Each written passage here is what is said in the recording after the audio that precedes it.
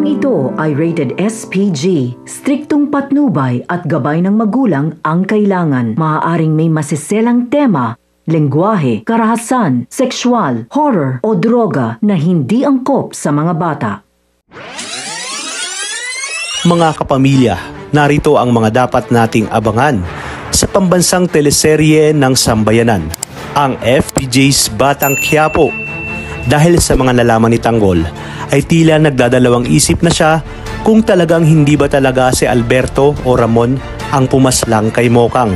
Palaisipan nga sa kanya ang mga huling binitawang salita ni Paquito tungkol sa pangalang Olga na inaumano ng pinaslang niyang si Greg, at nakaganti na umano ito dahil sa pagpaslang sa taong pinakamamahal ni Tanggol na siya ngang si Mokang. Kaya naman lahat ng ito ay sinabi niya kay Bubbles.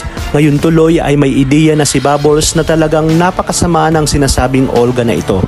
Ipaniliwanag din ni Tanggol kung bakit niya pinaslang si Greg dahil isa nga itong sindikato at niratrat ang kanilang bahay noon. Batid ni Bubbles na lahat ay gagawin ni Tanggol para sa kanyang pamilya. Wala ngang kaalam-alam si Bubbles na ang tinutukoy palang Olga ay ang kanyang tunay na ina. Sa kabilang banda, halos sumabog sa galit si Olga nang malaman niyang hindi na nakabalik sina Diego at Paquito. Ibig sabihin na todas na ito ni Tanggol.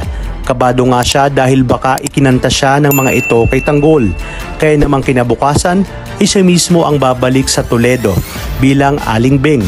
At magbabaka sakali na makita sina Bubbles at Tanggol, at nais na ring malaman kung may sinabi ang dalawa niyang tauhan kay Tanggol.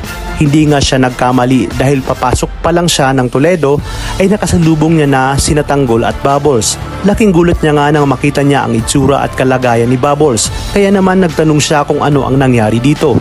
At dito nalaman niya na napagsamantalahan ang kanyang anak.